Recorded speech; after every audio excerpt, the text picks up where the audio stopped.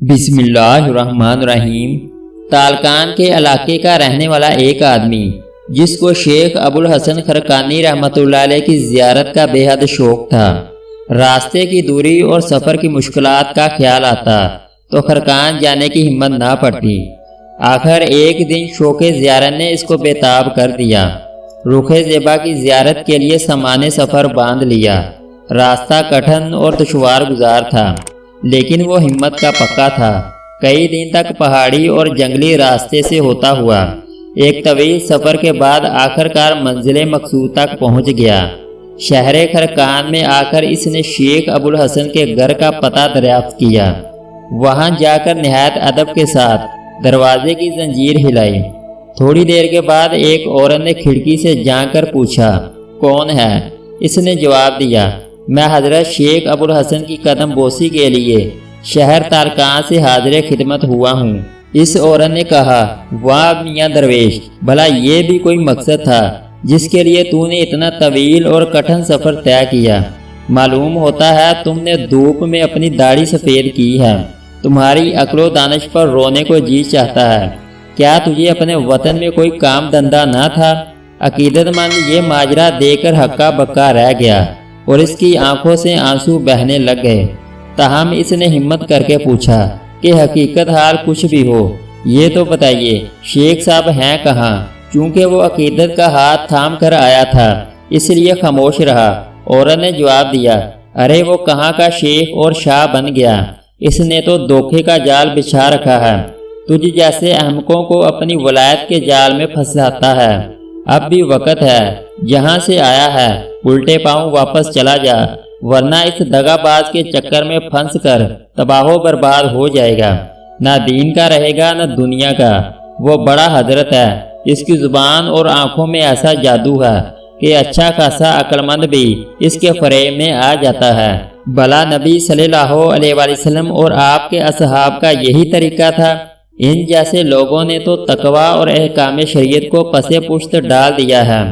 آج تو ایک عمر رضی اللہ تعالیٰ عنہ کی ضرورت ہے جو سختی سے ان لوگوں کا محاسبہ کرے۔ اب تو شیخ کے صبر کا پیمانہ لبریز ہو گیا اور کہنے لگا، چراغ تلے اندھیرا۔ بی بی شیخ کے انوار فیوز سے ایک دنیا جگمگا رہی ہے اور ان کی عظمت نے افلاک کی رفتوں کو چھو لیا ہے۔ چاند پر تھوکنے والا اپنے منہ پر ہی تھوکتا ہے۔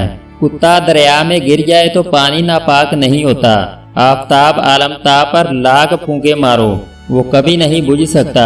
چمگادڑ رات کے اندھیرے میں اڑنے والی سورج کو نکلنے سے کیسے روک سکتی ہے؟ غرض درویش نے شیخ کی اہلیہ کو ایسی کھری کھری سنائی کہ وہ اپنا منہ لے کر رہ گئی۔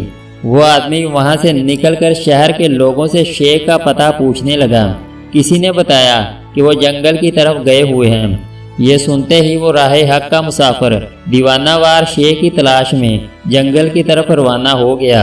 راستے میں شیطان نے اس کے دل میں وسوسے ڈالنے شروع کر دیے۔ سمجھ میں نہیں آتا آخر شیخ صاحب نے ایسی بےہودہ بدتمیز اور زبان دراز عورت کو اپنے گھر میں کیوں رکھا ہے۔ عجیب معاملہ ہے، یہ میاں بیوی آپس میں کس طرح زندگی گزارتے ہوں گے؟ ایک آگ ہے اور دوسرا پانی، ان مجموعہ میں محبت کیسے ہو سکتی ہے؟ ایسے وسوسے آتے بیچارہ گھبرا کر لاحولہ والا پڑتا اور کانوں کو ہاتھ لگاتا۔ شیخ کے بارے میں ایسے خیالات کو دل میں جگانا نادانی ہے۔ انہی سوچوں کا تانا بانا بنتا چلا جا رہا تھا کہ آخر دل نے کہا کہ اس میں بھی کوئی بید ہوگا۔ وہ انہی خیالات کی دنیا میں گم تھا کہ اس کی نظر ایک شخص پر پڑی جو شیر کی پیٹھ پر اس شان سے سوار تھا کہ پیچھے لکڑیوں کا گٹا لدا ہوا ہے اور ہاتھ میں سیاہ سام کا کوڑا ہے۔ عقیدت مند سمجھ گیا کہ یہی حضرت شیخ ابو الحسن خرقانی ہیں۔ اس سے پہلے کہ یہ کچھ عرض کرتا شیخ نے دور سے ہی مسکراتے ہوئے فرمایا، عزیزم اپنے فریبی نفس کی باتوں میں نہ آ اور ان پر دھیان نہ دے۔ ہمارا اکیلا پن اور جوڑا ہونا نفس کی خواہش کے لیے نہیں ہے، اللہ عز و جل کے حکم کی تعمیل کے لیے ہے۔ ہم اس جیسے سینکڑوں بیوقوفوں کا بوجھ برداشت کرتے ہیں۔ یہ گفتگو میں نے تیری خاطر کی ہے تاکہ تو بھی اپنے ساتھی سے بنائے رکھے۔ تنگی کا ہار ہنسی خوشی برداشت کر، کیونکہ صبر کشادگی کی کنجی ہے۔ اللہ تعالیٰ نے مجھے یہ بلند مقام اپنی بیوی کی بدزبانی پر صبر کرنے کی وجہ سے عطا فرمایا ہے۔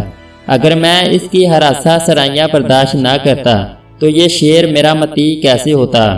اگر میرا صبر اس عورت کا بوجھ نہ اٹھا سکتا تو یہ شیر میرا بوجھ کیسے اٹھاتا؟ انسان کو ہر حال میں راضی با رضائے الہی رہنا چاہیے اور صبر و شکر سے کام لینا چاہیے۔ صبر کرنے سے ہی اعلیٰ مقامات عرفان حاصل ہوتے ہیں۔ اگر آپ کو ہماری ویڈیو اچھی لگے تو اس کو لائک اور سبسکرائب کریں۔